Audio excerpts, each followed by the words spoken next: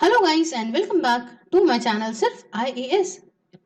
तो यहाँ पे विजन ऐसी करंट अफेयर की मैगजीन जो कि दिसंबर 2020 की है उसे कंटिन्यू करते हुए आज मैं आपके लिए इंटरनेशनल रिलेशन का टॉपिक लेकर आए हूँ। टॉपिक थोड़ा बड़ा होने की वजह से कुछ पार्ट्स में कवर करेंगे। इस वीडियो के अंदर हम पार्ट 1 को कवर करने जा रहे हैं। तो आइए शुरू करने से पहले चैनल को सब्सक्राइब कर लीजिए, बेल आइकन को प्रेस करिए ताकि आपको रेगुलर अपडेट्स मिलते रहें। सबसे पहला टॉपिक जिसके अंदर हम देखेंगे वो देखेंगे जियो पॉलिटिक्स ऑफ टेक्नोलॉजी का। न्यूज में क्यों रहा पहले समझते हैं। तो आप देख रहे हैं पूरे ग्लोबली हम आगे टेक्नोलॉजीज में बढ़ते जा रहे हैं। अब वो आर्टिफिशियल इंटेलिजेंस हो, 5G हो, बिग डेटा हो या ऐसी कोई भी बात हो जिससे हम टेक्नोलॉजी के लेवल में भाई पूरा वर्ल्ड आगे बढ़ रहा है और यही यही यहाँ पे जियोपॉलिटिक्स को पूरे वर्ल्ड की अफेक्ट भी कर रहा है। जैसे हमने देखा 5G के केस में चाइना के थ्रू निकाला हुआ ये सारी कंट्रीज की अपनी अपनी खुद की डिसीजन रहा कि हम लें हम ना लें, हम खुद की बना लें, ऐसा कुछ करके। तो इसलिए हम जानते हैं कि आखिरकार क्या रिलेशन होता है जियोपॉलिटिक्स और टेक्नोलॉजी के बीच में। देखिए जियोपॉलिटिक्स तो आप इजीली समझ जाओगे, ये जब यहाँ पे रिलेशनशिप या इंटरेक्शन कह लो नेशन स्टेट्स के आपस में बीच में, ठीक है। जैसे कि मान लीजिए यूएसए, चाइना, रशिया, ये सब आपस में कैसे हैं, इंडिया, तो ये तो हो गया भाई जियोपॉलिटिक्स। और जैसे जैसे टेक्नोलॉजी डेवलप हो रही है इसका अडॉप्शन ना ही अफेक्ट कर रहा है जियोपॉलिटिक्स के नेचर को, बट साथ ही साथ इससे अफेक्ट भी हो रहा है। जैसे आपको एग्जांपल के तौर पे बताती हूँ कि जो रशिया है, ठीक है, जो ये रशिया है इसका जो मिलिट्री टेक्नोलॉजिकल डेवलपमेंट है ये इसलिए किया क्योंकि इसको भाई इसके वेस्टर्न बॉर्डर से शक था कि कोई घुसा ना आए, इसलिए इसने अपने आप को मिलिट्री में काफी ज्यादा डेवलप कर लिया। समझ रहे हैं।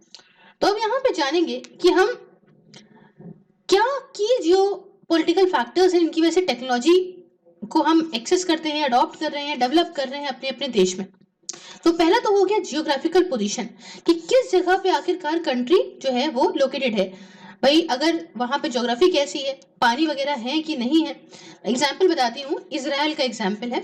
तो इजराइल के अंदर देखिए पानी की कमी होने के कारण और ऐसी हार्श ज्योग्राफी होने के कारण इन्होंने अपनी टेक्नोलॉजी ऐसी बनाई जिससे वो कंजर्व कर ले, रीयूज कर ले और साथ में साथ जो सलीन वाटर है, जो खारा पानी है, उसमें से सॉल्ट हटा दे, मतलब डीसैलिनेट उसको कर दे।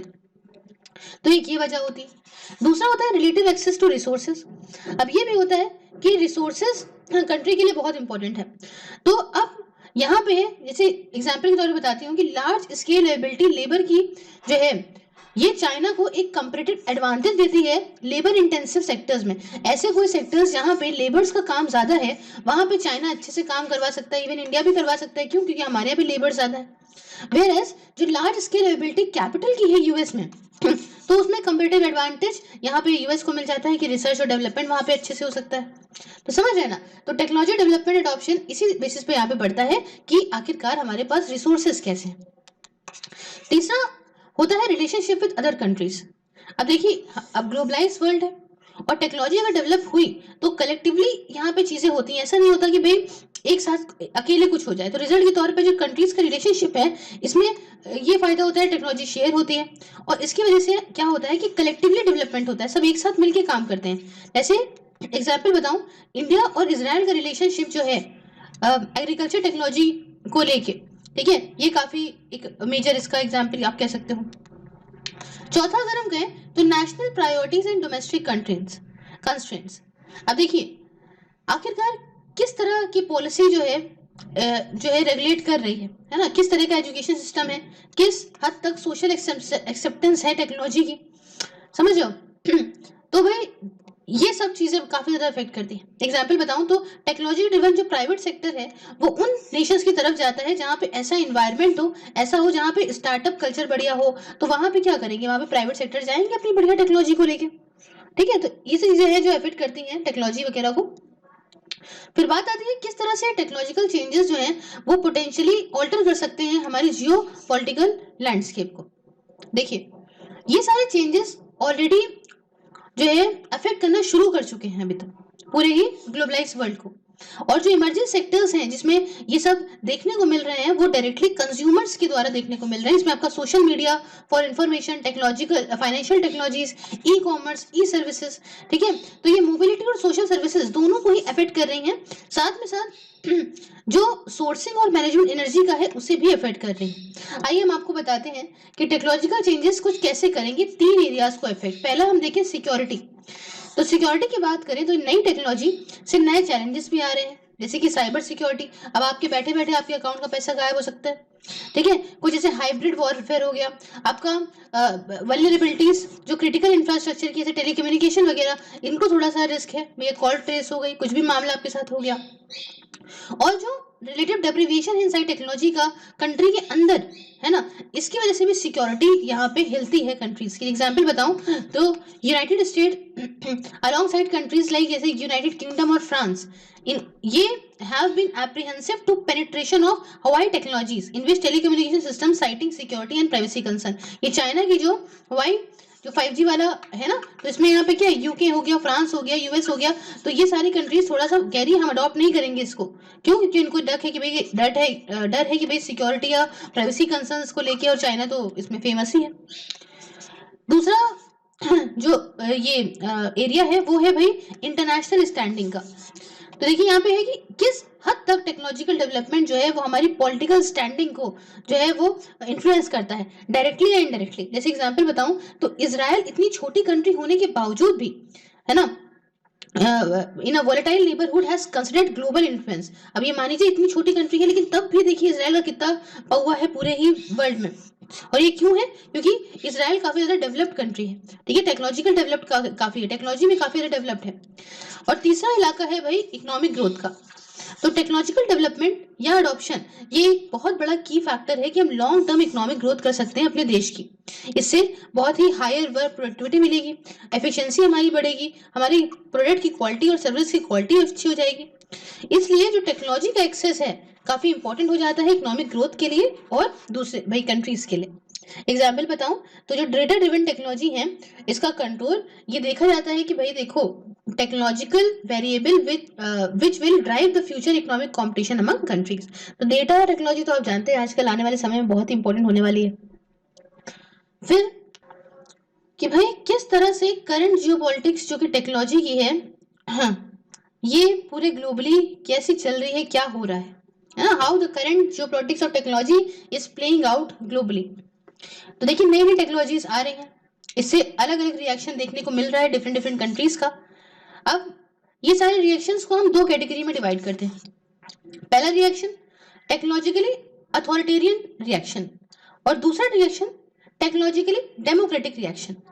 अब अथॉरिटेरियन रिएक्शन जो है इसमें कंट्रीज वो हैं that have close there data markets and restricted the flow of technology, जिन्होंने अपनी डेटा मार्केट को क्लोज कर दिया है और टेक्नोलॉजी का जो फ्लो है उसे रिस्ट्रिक्ट कर दिया है, रोक दिया है। जैसे China would come under this category. और दूसरे टेक्नोलॉजिकली डेमोक्रेटिक रिएक्शन है उसमें कंट्रीज जो गाइडेड है by judicial standards, rule of law और support the freer but not always free. मतलब जो डेटा का मूवमेंट है है ये आप क्लासिफाई कर सकते हो इस कैटेगरी के अंदर कि मतलब यहाँ पे डेटा वगैरह मूव कर सकता है। तो इन दोनों ही जो टाइप हैं इन दोनों के बीच में इन दोनों टाइप ने क्रिएट करा है पॉलिटिकल, आइडियोलॉजिकल और इकोनॉमिक टेंशंस पूरे ग्लोब में, है ना, पूरे वर्ल्ड की कंट्रीज के बीच में। और इसकी वजह से कुछ डिबेट्स सामने आ रही हैं, कुछ बहसी हुई है। पहला ये कि भाई what effect will technology have on future of US China relation. ये टेक्नोलॉजी की वजह से आखिरकार यूनाइटेड स्टेट्स और चाइना के रिश्ते फ्यूचर में किस तरह के हो जाएंगे। देखिए अभी का जो टेक्नोलॉजिकल कंपटीशन है कंट्रीज के भीतर या United states apprehension over threat from rising China's, है ना, जो चाइना का जो इतना बढ़ता हुआ ऐसा रौद्र रूप है, ठीक है, इसको रोकने के लिए जो यूनाइटेड स्टेट्स का एप्रीहेंशन है इसने एक ऐसी टेंडेंसी क्रिएट कर दी है कि ये टेक्नोलॉजी की फील्ड में अब चीजें डबल हो रही, मतलब टैलेंट, इन्वेस्टमेंट इन सारे कंट्रीज में चीजें डिकपल हो रही। मतलब यहाँ पे पहले तो टेंशन थी अब टेक्नोलॉजी को लेके और ये एक तरीके से सोने पे सुहागा का काम कर रहा है। तो ये इशू जो है आगे बढ़ेगा और इसकी वजह से हो सकता है कि ये जो फ्यूचर है टेक्नोलॉजी का या एसोसिएटेड जियोपॉलिटिक्स का ये बहुत ही बड़ा इस पे इम्पैक्ट डाले। दूसरा ये डिबेट का एक बहस का एक कारण है कि भाई देखो, क्या इंटरनेट ब्रेक होगा इनटू स्प्लिट इंटरनेट? ये क्या है समझिए भाई। एज इंटरनेट गवर्नेंस थिकन्स, जैसे जैसे ये इंटरनेट गवर्नेंस बढ़ती जाएगी तो वर्ल्ड वाइड वेब जो है ये could segment into collection of independent digital ecosystems और स्प्लिंटरनेट्स।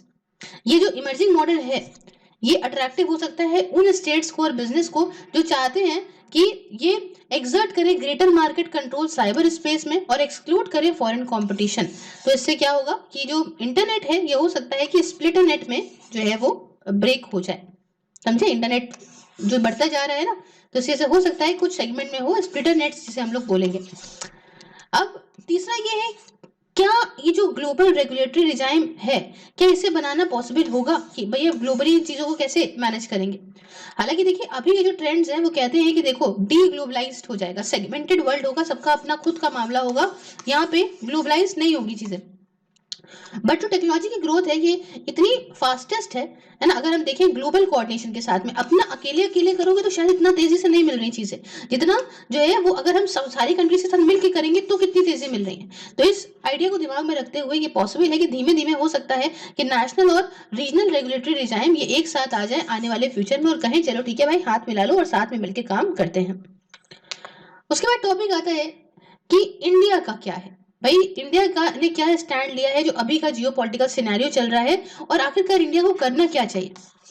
देखिए अभी तो इंडिया इमर्जिंग टेक्नोलॉजीज को लेकर क्लियर नहीं है, ठीक है, अभी इस सब मामले में क्लियर नहीं है ये। और अगर हम देखें close to 600 million Indians currently use 4G data, मतलब लगभग 600 मिलियन लोग 4G डेटा आज के दिन में यूज करते हैं। इंडिया एक कह लो भाई डेटा का हाईएस्ट पर कैपिटा कंजम्पशन है, मतलब 10 GB पर मंथ से लोग ज्यादा कर रहे हैं और ऐसा कहीं पे भी वर्ल्ड में नहीं। एक कारण इसका बेरोजगारी भी है, तो फेसबुक नहीं चलाएंगे तो बेचारे करेंगे क्या। खैर जो भी कारण है, 10 GB, अभी हमारा ये टॉपिक नहीं है, टॉपिक दूसरा है। तो 10 GB पर मंथ का डेटा जो है वो यूज करा जा रहा है इंडियंस के द्वारा।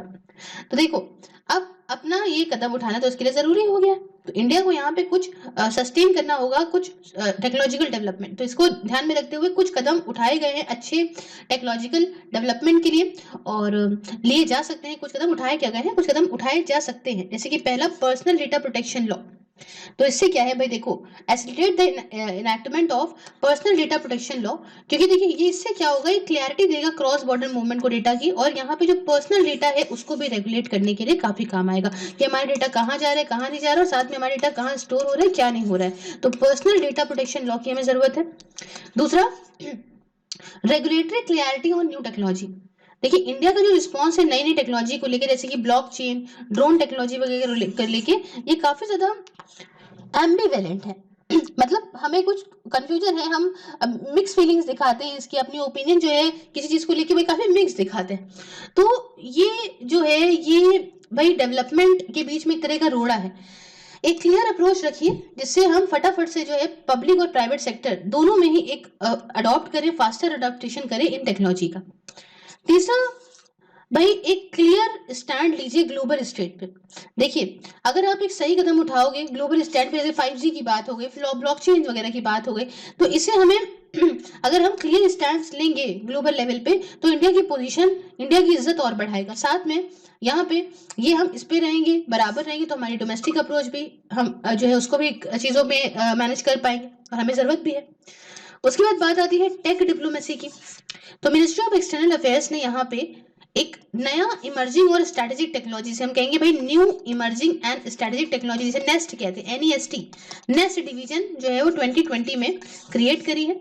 और ये आइडिया जो है ऐसा हो सकता है कि जो है और आगे तक लिया जाएगा by appointing dedicated technology ambassadors या फिर टेक्नोलॉजी कोऑर्डिनेटर्स को इसके अंदर और डाला जाएगा। अब देखिए टेक्नोलॉजी एक्सेस आप एक की पार्ट बनाइए डिप्लोमेटिक रिलेशन का, कि टेक्नोलॉजी एक्सेस होना चाहिए, ठीक है, यही की फीचर हो दो देशों के रिश्ते में फ्यूचर में। तो भाई आपके पास कुछ टेक्नोलॉजी है तो हम आपसे ले लें, और हमारे पास है तो आप हमसे ले लीजिए, ताकि एक एब्जॉर्प्टिव कैपेसिटी बढ़े और हमारे यहाँ भी भाई स्टैंडर्ड ऑफ लिविंग अच्छा हो। तो इतनी बात आपको समझ में आई, तो ये चलता रहेगा। तो इससे अगर ये सब होगा इंडिया के फेवर में तभी होगा जब हम थोड़ा बहुत एक्सेस यहाँ पे बात करेंगे, स्टैंड लेंगे टेक्नोलॉजी की फील्ड में। बट ये तभी हो सकता है जब हम यहाँ पे, but this can only be capitalised if it is accompanied with domestic technological development. सिर्फ ऐसी बातें नहीं करनी है, हमें अपने आप ही टेक्नोलॉजी को डेवलप करना है। तो एफर्ट्स हमें लेने चाहिए कि हम कुछ ऐसा एंटरप्रेन्योर कल्चर बनाएं, इन्वेस्टमेंट बढ़ाएं रिसर्च एंड डेवलपमेंट में, तभी तो टेक्नोलॉजी हमारे बढ़ेगी ना। साथ में इकोसिस्टम ऐसा बनाएं कि हम प्राइवेट सेक्टर रिसर्च को अपने यहाँ इंकरेज करें। ज़्यादातर देखें भाई एजुकेशन रिफॉर्म लेकर आए कि ताकि भाई जैसे आपका न्यू इकोनॉमिक पॉलिसी 2020 में लिखा है उस तरीके से हमें यहाँ पे चीज़ें करनी पड़ेंगी। तो ये टॉपिक यहाँ पे कंप्लीट हुआ। बढ़ते हैं नेक्स्ट टॉपिक की तरफ। नेक्स्ट टॉपिक बोलता है religion is a tool of soft power diplomacy. क्या है भैया, रिलीजन तो बड़ा ही बवाल मचा देता है, कभी कभी टॉपिक भी आ जाता है religion is a tool of soft power diplomacy. News में क्यों है समझते हैं। एक virtual exhibition on the shared Buddhist heritage of the Shanghai Cooperation Organisation SCO Shanghai Cooperation Organisation की एक वर्चुअल एग्जीबिशन हुई, ठीक है, जिसमें आपका ये किस पे थी, on the shared Buddhist heritage. तो ये आपकी जो शंघाई कॉर्पोरेशन कंट्रीज है उनके बीच में हुई थी। ये लॉन्च करी गई बाय इंडिया के वाइस प्रेसिडेंट के द्वारा during the virtual meeting of the SCO council of heads of government. तो भाई एससीओ की जो मीटिंग थी इसके अंदर हमने यहाँ पे लॉन्च करा है, इंडिया के वाइस प्रेसिडेंट ने लॉन्च करा है। क्या लॉन्च करा है, एक वर्चुअल एग्जीबिशन को लॉन्च किया है ऑन शेयर्ड बुद्धिस्ट हेरिटेज, ठीक है, of the Shanghai Corporation Organisation countries, इनके लिए लॉन्च करा गया है। न्यूज के बारे में कुछ और बात जानते हैं। तो न्यूज के बारे में बात यह है कि ये एक आउटलाइन इंटरनेशनल एग्जीबिशन है जिसे यहाँ पे करा जाएगा और केयरफुली चूज करा गया है बाय नेशनल म्यूजियम दिल्ली के द्वारा। अब ये एग्जीबिशन प्रोवाइड करेगी अपॉर्चुनिटीज विजिटर्स को, ये विजिटर्स यहाँ आए, एक्सेस करें, अप्रिशिएट करें और कंपेयर करें बुद्धिस्ट की जो आर्ट एंटिक्विटीज हमारे पास रखी हैं from SCO countries on single platform. जो बुद्धिस्ट आर्ट एंटिक्विटीज हैं फ्रॉम एससीओ कंट्रीज, जो सारी की सारी शंघाई कोऑपरेशन ऑर्गेनाइजेशन में जो कंट्रीज आती हैं उनमें जो बुद्धिस्ट आर्ट एंटिक्विटीज रखी हुई हैं उसे कंपेयर करें on a single platform from the comfort of their home, ठीक है, आराम से अपनी अपनी कंट्री में बैठ के काम ये करा जा सकता है। अब बुद्धिस्ट और इंडिया की पहले बात करते हैं क्या है क्या नहीं। देखिए इंडिया क्लेम करता है legitimacy in its promotion of Buddhist diplomacy in spite the fact that it is host to the relatively small population of Buddhist due to following reasons. अब देखिए इंडिया कहता है कि देखो हम सर्वे सर्वाए हम यहाँ पे बुद्धिस्ट डिप्लोमेसी को लेके चलते हैं, लेकिन हमारे यहाँ अभी देखें तो हमारे पास बुद्धिस्ट पॉपुलेशन बची कहाँ है भाई। जहां से बुद्धा ओरिजिनेट हुए वहीं पे ही हमारे पास चीजें नहीं है, जैन पर भी देखने को मिलते हैं। रीजंस क्या है, पहला ये है कि Buddhist faith originated in India therefore granting its singular historical legitimacy। तो भाई ये है कि भाई हम इसलिए आगे आगे कूदते हैं क्योंकि हमारे यहाँ से ओरिजिनेट हुआ था। दूसरा ये है कि इंडिया के पास बहुत सारी ऐसी साइट्स हैं, है ना, जो कि बुद्धिस्ट फेथ के लिए इंपॉर्टेंस है, जैसे कि बोध गया हो गई, सारनाथ हो गई, नालंदा हो गई। साथ में इंडिया ने एक ये दलाई लामा की इमेज को भी प्रोटेक्ट करके रखा है। और Tibetan parliament in exile in Dharamshala. देखिए दलाई लामा वहां से आके यहाँ आ गए थे भाग के, है ना, तो भाई यहाँ पे ये भी है, इसलिए भी हमारे लोगों के मन में, बुद्धिस्ट के मन में हमारे लिए इज्जत है। और एक वजह ये भी है कि हिस्टोरिकल लिंक है हमारे थेरावादा बुद्धिज्म से, मतलब कि जो इंडिया है ये एक अच्छी पोजीशन में है कि हम फर्दर और रिलेशनशिप अच्छे बना सकते हैं दूसरे बुद्धिस्ट कंट्रीज के साथ में, और यहाँ पे कन्वर्सेशन कर सकते हैं बहुत सारी स्ट्रीम्स जो कि आपकी जो ये मानती हैं वो मानते हैं इस बेसिस पे। तो ये इतनी बात समझ में आपको।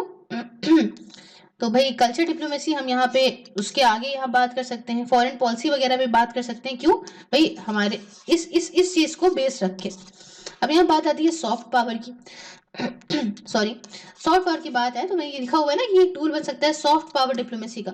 तो सॉफ्ट पावर की बात बताऊं तो सॉफ्ट पावर एक ऐसी एबिलिटी है जिसमें आप अफेक्ट कर सकते हो दूसरों को आउटकम पाने के, one wants through attraction rather than coercion और पेमेंट। समझो यहाँ पे आप हो और यहाँ पे आपका दोस्त है, ठीक है, अब आपने इससे बड़े प्यार से, आपके थॉट्स भी हैं कि भैया देखो जो है मुझे आईएएस बनना है, और इसके थॉट्स भी हैं कि हाँ मुझे आईएएस बनना है। तो आपने बड़े ही प्यार से इससे अपने थॉट शेयर करें कि हाँ मुझे भी देश के लिए कुछ करना है, मुझे भी देश के लिए कुछ करना है, इसने भी बताया, इसने भी बताया, और बड़े ही प्यार से आपने इसके नोट्स ले लिए, ठीक है, ना इसके लिए इसको पैसा दिया ना कुछ करा, बड़े ही प्यार से ले लिए, ना ही चिल्लाया ना डांटा, इसने कुछ करा।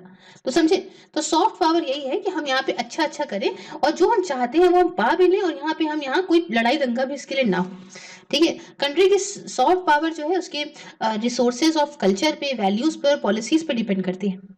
अब जैसे कि हमने क्या करा, हमने यहाँ पे जो है वैक्सीन वगैरह फ्री में बांटी ना, तो इससे क्या हुआ कि हमारी रिश्ते अच्छे बने, तो हमारी सॉफ्ट पावर उन पे और ज्यादा अच्छी बनी कि ये बड़ा प्यारा देश है। तो सॉफ्ट पावर एक ऐसा तरीका हो सकता है जिससे हम अपनी फॉरेन पॉलिसी को और ज्यादा इन्फ्लुएंस कर सकते हैं, है ना। और ये बताया गया है soft power as a tool for foreign policy was conceptualised by Joseph Nye in 1990। Joseph Nye in 1990s में कहा था कि आप सॉफ्ट पावर को यूज कर सकते हो as a tool for foreign policy. साथ में religion, cuisine, music, art, Bollywood वगैरह जो है, ये इंडिया के कई सारे टूल्स हैं जो कि सॉफ्ट पावर डिप्लोमेसी में यहाँ पे आते हैं। ठीक है, हमारा देखा नहीं, हमारी इधर के जितनी कंट्रीज हैं वो हमारे कल्चर से काफी इन्फ्लुएंस है, या हमारे यहाँ भाई जो रिलीजन है, अगर सेम रिलीजन दूसरी कंट्री में है तो भी हमारे थोड़ी सॉफ्ट पावर वहां बढ़ जाती है, तो ये सब होती है। खैर, बात करेंगे इंपॉर्टेंस क्या है रिलीजन की इंडिया के सॉफ्ट पावर डिप्लोमेसी में। तो सबसे पहले इंडिया का रिलीजियस डाइवर्सिटी देखिए, सबसे बड़ी इसकी मजबूती है, क्योंकि हमारे यहाँ एक रिलीजन नहीं है, कई तरह के हैं, और कहीं ना कहीं तो किसी कंट्री से कोई ना कोई रिलीजन तो मैच करेगा। तो इंडिया देखिए सारे मेजर रिलीजन रखता है, और 4 जो होम ग्रोन है हमारे यहाँ जो है, हिंदुइज्म, एक बुद्धिज्म, जैनिज्म और सिखिज्म, ये 4 रिलीजन तो हमारे यहाँ के ही हैं।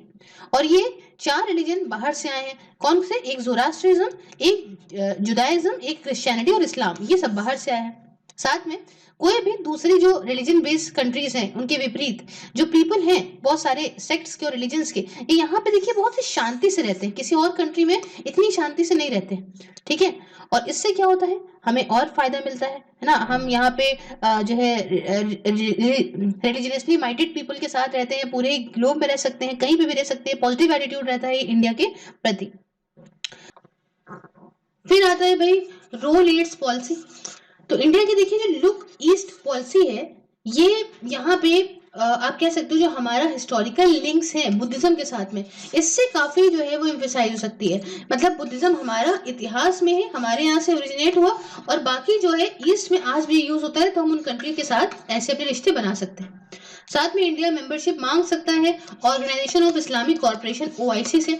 क्यों? इस ग्राउंड पे कि हमारे पास सेकेंड लार्जेस्ट मुस्लिम पॉपुलेशन है पूरे वर्ल्ड की, और साथ में ये हमारी जो रेपुटेशन है कि ज्यूज के लिए सेफ हेवन है हम, है ना। जब आपका हमारा प्रोसिक्यूशन हुआ ज्यूज वगैरह का आसपास के जो है देशों में, तो इससे क्या है, हमारे जो अच्छे रिश्ते बने इंडिया इजराइल के रिलेशनशिप जो बने उससे।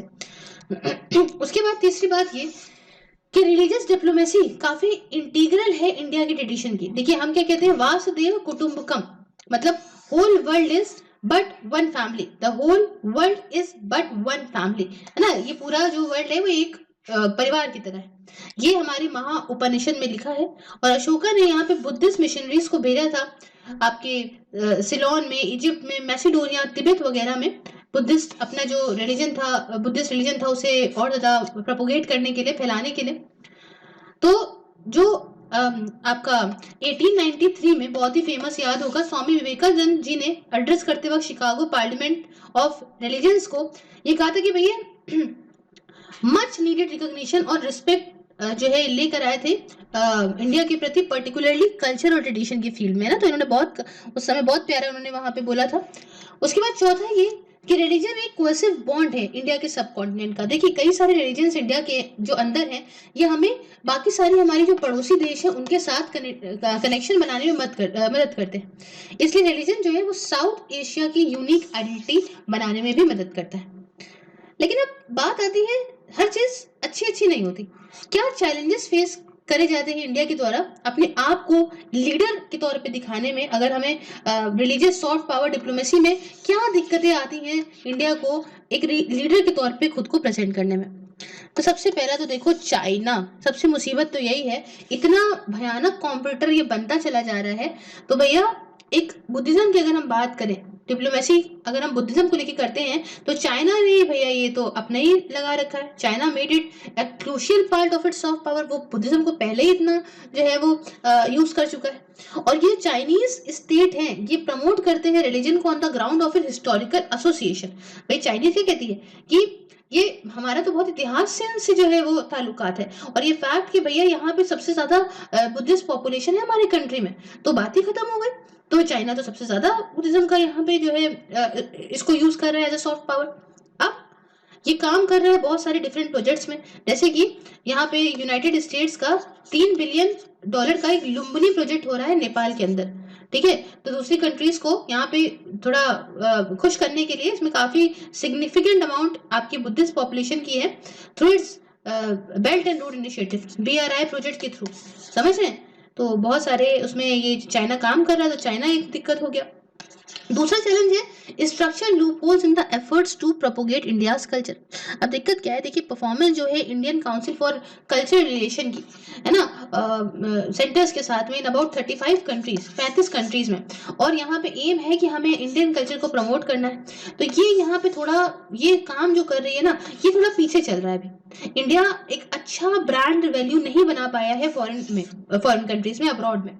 और ये सारे सेंटर्स अभी भी जो है, जो इनके still aimed at the diaspora like Caribbean, South Africa, ignoring strategic and growing relationship with other countries and region. तो ये एक दिक्कत है, हम यहाँ पे नहीं कर पा रहे।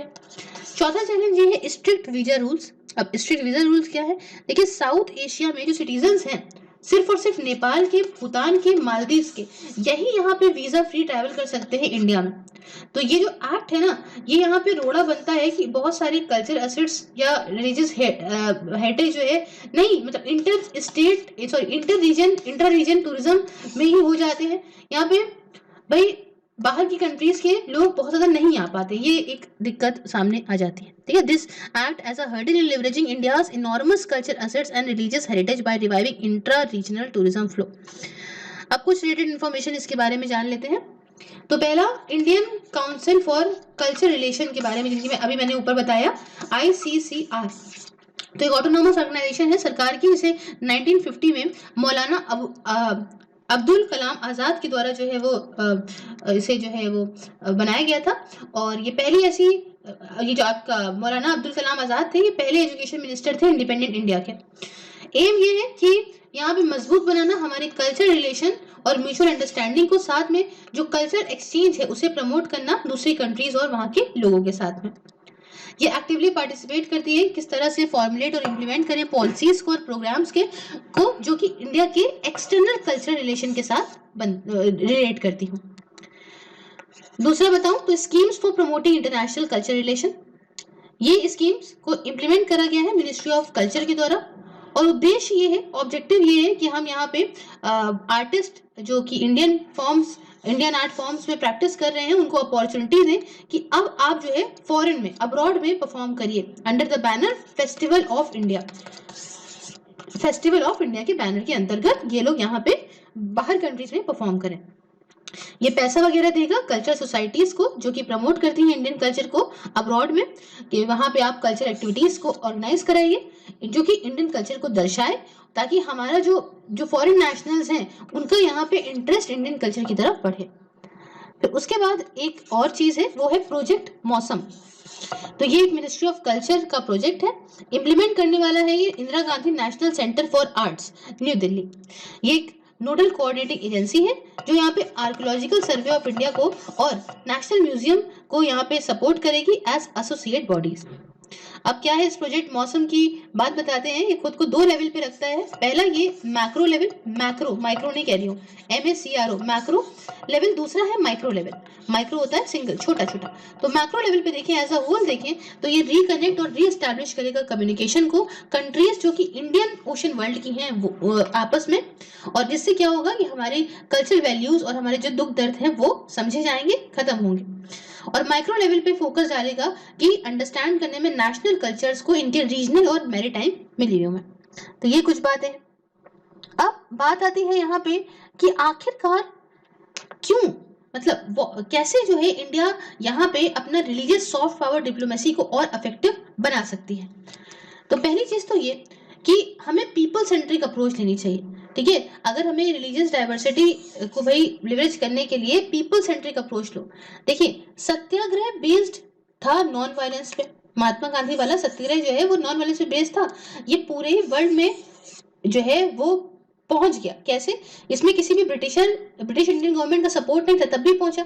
इसी तरह से अगर हम योगा की बात करें, मेडिटेशन की बात करें, इंडियन क्लासिकल म्यूजिक या इंडियन स्पेशलिटी की बात करें, तो इसे भी जो वेस्टर्न कंट्रीज के यूथ हैं उन्होंने अडॉप्ट किया था 1960s में के हिपी मूवमेंट में, और इसमें कोई भी इंडियन गवर्नमेंट का रोल उस समय नहीं था।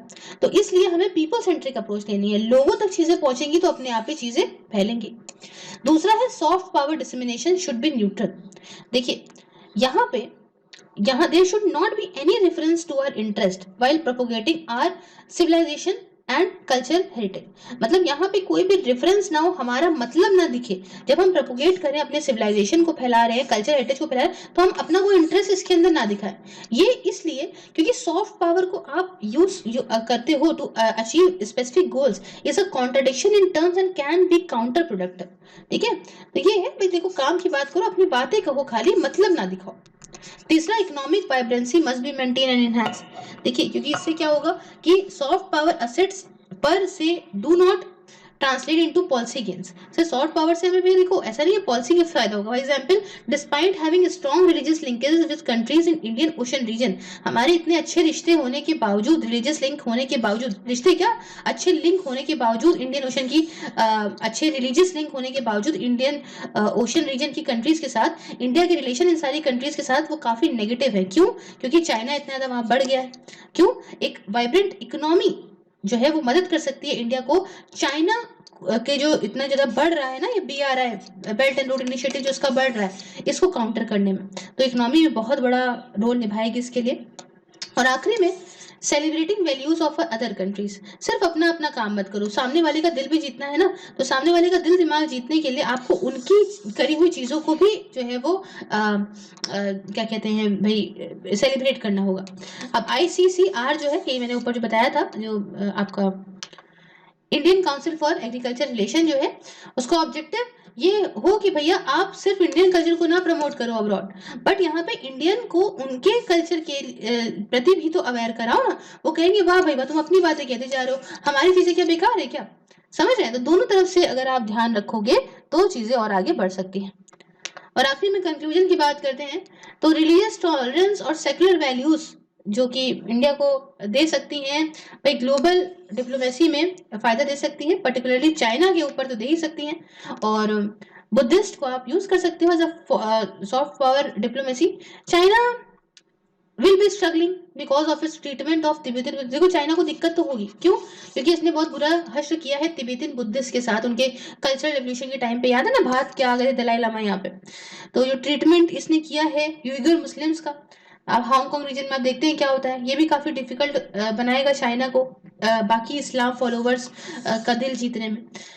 तो आप इन सब चीजों का फायदा उठा सकते हो, यही सब बातें इसके अंदर कही गई हैं। और इसी के साथ हमारे ये पार्ट भी होता है complete. So if you like the video, please like the video, share it with your friends, subscribe your channel Sirf IAS, and if you want to join any of the social media platform, link is in the description. I put one quiz question daily on Instagram also, just Instagram and Telegram also, just join both the social media platform. And if you want to watch these videos on Facebook, just like the page Sirf IAS and watch these videos there. Along with this, if you want to support me in my work, just press the join button and enjoy the various perks also. Thank you so much for discussion. Have a wonderful day. Take care.